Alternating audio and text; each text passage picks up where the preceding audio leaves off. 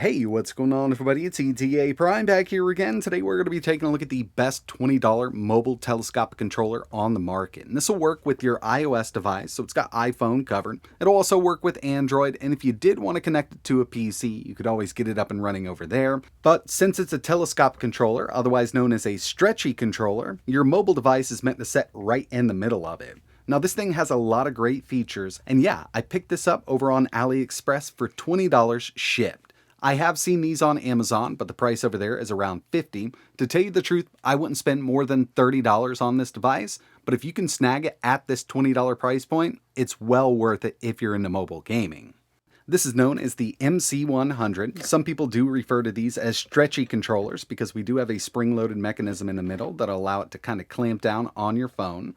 The analog sticks on this are Hall-based, got a little bit of RGB around them, and I do want to mention that this is not a USB Type-C controller. It connects to your device over Bluetooth, so if you're looking for one of those USB Type-C controllers to kind of minimize that latency, I would go with something else, but it's really hard to find something good at that $20 price point. Inside of the box, we're going to get a user manual. This will come in handy. Looks like we've also got a nice little carrying bag, so we can throw that controller right in there. And our USB Type-C charging cable. This is a rechargeable controller. It's got a 600 milliamp hour battery, charges up in 2 hours, and you can get about 8 hours of runtime out of this. Powering it up for the first time, you see it's actually got some pretty nice RGB. It is swappable from the controller hotkeys. Plenty of room in here for the larger Android phones on the market, like the Samsung Galaxy S24. We've also got those Hall-based analog sticks, which are very accurate. We don't have to worry about drift, but one downside is the triggers around back are not linear. They're using micro switches, so it's either on or off. Initial thoughts on the D-pad here. It's got some pretty decent travel, like the roll we have, but it's not using conductive pads. It really does feel like they're using dome switches. I could be wrong, and it could be micro switches, but it's not a bad feeling D-pad, and that's one thing I always look for with these cheaper mobile controllers. Getting this connected to your Android device is super easy. Basically, we're going to go into the Bluetooth settings, and from the controller, we're going to hold B and press the home button. This is going to put us in pairing mode. We'll get the LED over here rapidly flashing. And it's going to come up as a wireless controller on Android, and for iOS, it's actually going to show up as a DualShock 4 controller or a PS4 controller. Out of the box, this will work with any game that supports a controller on Android, even Call of Duty Mobile. And there is an app that you can install from Google Play to update the firmware, and it's also got its own little game launcher built in. Now, this software does not have a Keymapper built in for Android. You will have to use a third-party Keymapper, something like Mantis Buddy. And all you need to do is slide your device right in here. It's big enough for the Samsung Galaxy S24 Ultra, even with a case on it. It's not hitting the cameras around back. And again, from the software, we can update the firmware. I had one firmware update that I needed to install. You will have to put it in a different mode, but it explains it. It's actually really easy. Instead of just holding B and home, you're going to hold B, A, and home, then connect to your device. It'll be in DFU mode. That way we can easily update that firmware on Android. Also gives us some game suggestions. It wouldn't be my first choice, but one thing I noticed here is there's no ads, so that's a plus. You're going to install it to update the firmware anyway, so you could definitely utilize it. To swap the RGB, what we're going to do is hold turbo and press our R3 button. So right down on that analog stick, we can cycle through all of the colors. Now, I personally haven't found a way to change the brightness. We can totally disable it or go, rainbow mode or any color you want here. But it would be nice to have a brightness adjustment on this thing. Once you have your phone installed, it's a very sturdy controller. I do like the way they've got these palm rests coming way out. Just makes it a little easier to hold on to. And I want to jump right into some gameplay here. We're going to go with Fortnite. I didn't have to do any kind of controller setup here with Fortnite. This is one of those games that does natively work with controllers on Android. And right now, it is detected as kind of a DS4 controller. I wish it was detected as an Xbox controller, but I mean, all of the games that do support controllers will work with both, so we've definitely got that going for us. I don't personally play Fortnite, so I don't really know what to test here. I just kind of wanted to show you that, yeah, I mean, it is working with this app. I know it's really popular out there.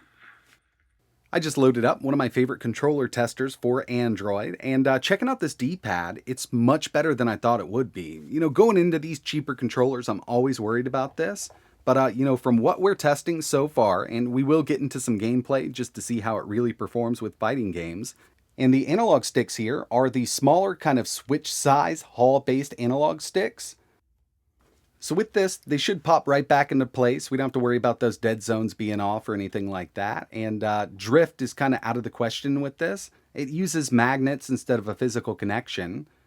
And yeah, I mean, for 20 bucks, not bad. These are pretty good little analog sticks here. Sometimes with these cheaper controllers, that analog stick never really zeroes back out once you mess with it for a while. But these zero right back out, even just kind of putting a little bit of force on them and letting them go. If you play Call of Duty Mobile for Android, you know that it only really officially supports like the Xbox controller, PlayStation controller, and I believe they added Switch controller support. I might be wrong with that. Some of these third-party controllers just won't work with it, but with this, I didn't have to use any kind of mapper. It's detecting it as a compatible controller, and once I started the game up, this was already connected to Bluetooth. It asked me if I wanted to use this as like a PlayStation 4 layout or an Xbox layout, so you do have choices there with Call of Duty Mobile. And getting right into some gameplay here, pretty accurate little analog sticks. So when it comes to shooters on Android using this controller, I wouldn't have any trouble at all playing these games. We can actually get right in there, get a few headshots off.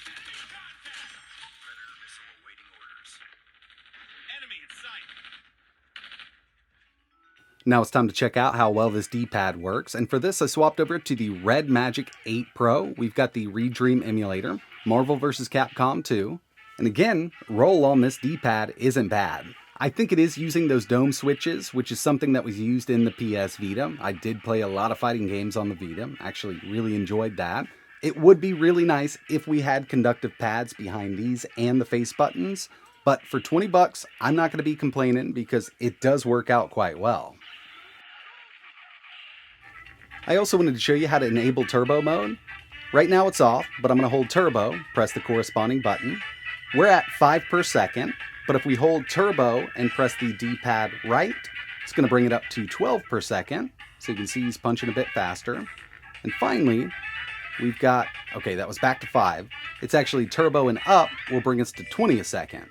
And you can easily disable it by pressing turbo and then the corresponding button again. So you can totally get rid of that turbo, but this is great for shoot 'em ups. So this does work with iOS, and I've got the iPhone 15 Pro Max here. We're going to put it in pairing mode, B and home. Now you can see it's actually showing up as a PlayStation 4 or a DualShock 4 controller. And iOS does have some really good controller support. Even Genshin Impact does natively work with a controller. All of the Apple Arcade games do. Plus, we're getting some PC ports over on iOS, be it for the iPad or the iPhone. And games like Resident Evil, Death Stranding really do take advantage of a physical controller. And remember, if you do want to use this with Genshin Impact, you will have to go into the options of the game and just switch it from touch to controller. But there was no other setup that I needed to do here. We can remap from the settings. And this game on mobile with a controller is kind of a different experience. I personally don't like touch controls in the first place, so having this physical controller connected really does help out. The M100, so far, great compatibility. Actually like the way it feels in the hand with those elongated palm rests. We've seen a lot of these, Bluetooth controllers, a little bit of RGB, some Hall-based sensors coming in pretty cheap. But they don't have these palm rests, and sometimes you cramp up after a while of playing. With something like this, I mean, it's very easy to hold on to. I can reach all of these buttons. Weight is really going to depend on, what device you have in here. Obviously, iPhone 15 Pro Max is a pretty heavy device, but it's handling it just fine. Overall, good ergonomics, like these analog sticks, haven't had an issue with them. D-pad is way better than I thought it would be. Just wish we had those linear triggers around back instead of on or off. So it's just using those micro switches. It's not a deal breaker for me, but I do love racing games, and having those linear triggers for, gas and brake really does help out with drifting and launch control.